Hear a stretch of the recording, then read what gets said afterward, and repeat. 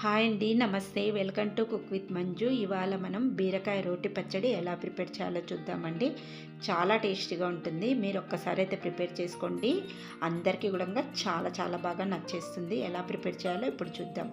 ఇక్కడ నేను 1/2 కేజీ బీరకాయలు తీసుకున్నానండి. ఈ పచ్చడి చేయడానికి బీరకాయలు ముదురు బీరకాయలు కాకుండా బాగా లేతగా ఉండే బీరకాయలు తీసుకుంటే పచ్చడి రుచి అనేది బాగుంటుంది. బాగా ముదిరిన అయితే గింజ ఉంటుంది కాబట్టి పచ్చడి అంత టేస్ట్గా రాదు. ఇలా లేతవి తీసుకోండి. తీసుకున్న తర్వాత ఈ బీరకాయలన్నీ కూడా ఇలా పీల్ తీసేసుకోవాలి. మనం తీసుకున్న 1/2 కేజీ బీరకాయలను కూడా మంచిగా ఇలా పీల్ తీసేసుకోండి. ఈ పీలు వేస్ట్గా పడేయొద్దు. దీంతో మనము బీరకాయ కారం చేసుకోవచ్చు. మనకు ఇందులో ఫైబర్ ఎక్కువగా ఉంటుంది కాబట్టి ఇలా కారం ప్రిపేర్ చేసుకోవచ్చు మనము. తర్వాత బీరకాయలను మనం ఇలా ముక్కలుగా కట్ చేసేసుకోవాలి. బీరకాయలు కట్ చేసుకునేటప్పుడు బీరకాయను మీరు టేస్ట్ చూసి కట్ చేసుకోవాలి. బీరకాయలు ఒక్కొక్కసారి చేదు ఉంటాయండి. మీరు డైరెక్ట్గా కట్ చేసుకున్నారంటే పచ్చడి చేదు వచ్చేస్తుంది. కాబట్టి ప్రతి బీరకాయ కూడా కంపల్సరిగా చెక్ చేసుకొని బీరకాయలను కట్ చేసేసుకోవాలి. నేను తీసుకున్న 1/2 కేజీ బీరకాయలు కూడా ఇలా మంచిగా కట్ చేసేసుకొని పెట్టేసుకున్నాను. తర్వాత మనం తీసుకున్న 1/2 కేజీ బీరకాయలకు టమాటోస్ వేసుకోవాలి. టమాటోస్ పెద్ద సైజు ఒక 4 టమాటోస్ తీసుకోండి. టమాటోస్ కంపల్సరిగా వేసుకుంటేనే రుచి ఉంటుంది. ఈ టమాటాలను తీసుకున్నాం కదా, ఈ టమాటోస్ని కూడా మనం ఇప్పుడు చిన్న చిన్న ముక్కలుగా ఇలా కట్ చేసేసుకుందాం. నెక్స్ట్ ఇప్పుడు పచ్చడికి సరిపడా మిర్చి కూడా ఇక్కడ ఒక 15 దాకా తీసుకున్నాను. రోటి పచ్చళ్ళు కొంచెం కారంగా ఉంటేనే బాగుంటాయి కాబట్టి కొంచెం ఎక్కువగానే వేసుకోండి. తర్వాత నెక్స్ట్ ఈ మిర్చిని ఇలా ముక్కలుగా కట్ చేసుకున్నానంటే నూనెలో వేసుకున్నప్పుడు ఈ పైనకి చిట్లకుండా ఉంటాయన్నమాట. ఇలా తుంచి పెట్టేసుకోండి. తర్వాత పచ్చడి కోసం ఒక 2 టీ స్పూన్స్ నువ్వులు తీసుకోండి. ఒక వెల్లుల్లిగడ్డ కంప్లీట్గా తీసుకొని పొట్టు తీసేసుకొని పెట్టేసుకోవాలి. రోటి పచ్చడిలో వెల్లుల్లి ఎక్కువగా వేసుకుంటే రుచి అనేది బాగా ఎక్కువగా ఉంటుందన్నమాట పచ్చడి. ఇప్పుడు నువ్వులను వేపుకుందాం. నువ్వులను మంచిగా దూరగా వేపుకోవాలి. వేపుకున్న తర్వాత చల్లార్చుకోవాలి. ఇప్పుడు ప్యాన్ పెట్టేసుకొని ఆయిల్ వేసుకుందాం. ఆయిల్ వేసుకున్న తర్వాత ఇప్పుడు ఇందులోకి కొంచెం జీలకర్ర వేసుకోవాలి అండ్ కొన్ని మెంతులు వేసుకోవాలి. మెంతులు కూడా కంపల్సరీగా వేసుకోవాలండి. రోటి పచ్చడిలో రుచి చాలా బాగుంటుంది పచ్చడి. ఇప్పుడు పచ్చిమిర్చి వేసుకొని ఈ పచ్చిమిర్చిని మగ్గనివ్వాలి. నూనెలో మంచిగా మిర్చిని మగ్గించాలి. ఇలా మిర్చి మగ్గాలన్నమాట. ఇలా మగ్గిన తర్వాతనే ఇందులోకి బీరకాయలు వేసుకోవాలి. మిర్చి వేసిన వెంటనే బీరకాయ వేయొద్దు. ఇలా మంచిగా ఇప్పుడు వేసేసుకుందాం. బీరకాయ వేసుకున్న తర్వాత ఈ బీరకాయను ఇలా కలుపుకుంటూ మగ్గించుకోవాలి. బీరకాయలో వాటర్ కంటెంట్ ఉంటుంది కాబట్టి ఇందులో ఒక్క చుక్క కూడా వాటర్ అనేది వేయకండి.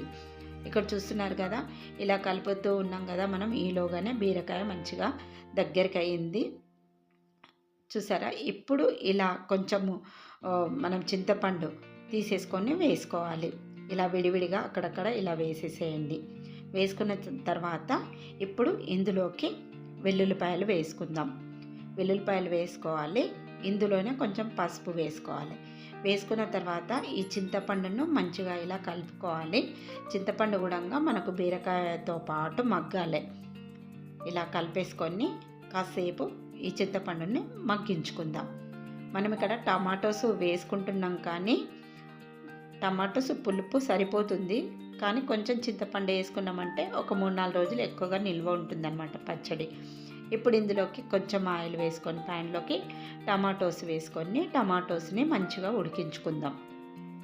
టమాటోస్ని ఇలా ఉడికించుకోవాలి.